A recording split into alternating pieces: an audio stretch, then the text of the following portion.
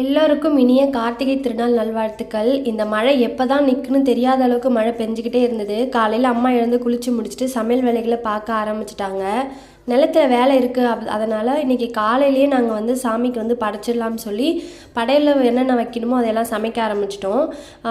திருக்கார்த்திகை தீபம், அதாவது கிருத்திகை இன்றைக்கி வந்து பார்த்திங்கன்னா எங்கள் வீட்டில் வடை பாயசத்தோடு நாங்கள் வந்து சாமிக்கு படையல் போடுவோம். இந்த மாதிரி புது அகல் விளக்கும் நம்ம வந்து பூஜை ரூமில் ஏற்றி இன்றைக்கி வந்து சாமி கும்பிடணும். ஈவினிங் போல் தான் நாங்கள் வந்து திருவண்ணாமலையில் தீபம் ஏற்றினதுக்கப்புறம் வீட்டில் வந்து நாங்கள் விளக்கெல்லாம் ஏற்றுவோம். 3 இலை போட்டு அம்மா இன்றைக்கி சமைச்சது எல்லாமே வந்து படையெல்லாம் போட்டு இந்த மாதிரி மாவிளக்கு ஏற்றி அம்மா இன்றைக்கி சாமி கும்பிட்டாங்க. உங்கள் வீட்டில் நீங்கள் எப்படி இந்த திருக்கார்த்திகை தீபத்தை வந்து சாமி கும்பிடுவீங்கன்னு தெரிஞ்சால் கமெண்டில் சொல்லுங்கள். இன்றைக்கி அம்மா சமைச்சதுலேயே பாயசம் தாங்க ரொம்ப டேஸ்ட்டாக இருந்தது. பனங்கள் கண்டு போட்டு இன்றைக்கி பாயசம் பண்ணியிருந்தாங்க. அவ்வளோ அருமையாக இருந்ததுங்க டேஸ்ட்டு. நாளைக்கும் எங்கள் வீட்டில் வந்து இந்த மாதிரி படையல் போட்டு சாமி கும்பிடுவோம். சாமி கும்பிட்டுட்டு திருவண்ணாமலை போயிட்டு வரலாம் அப்படின்னு சொல்லி பிளான் பண்ணியிருக்கோம்.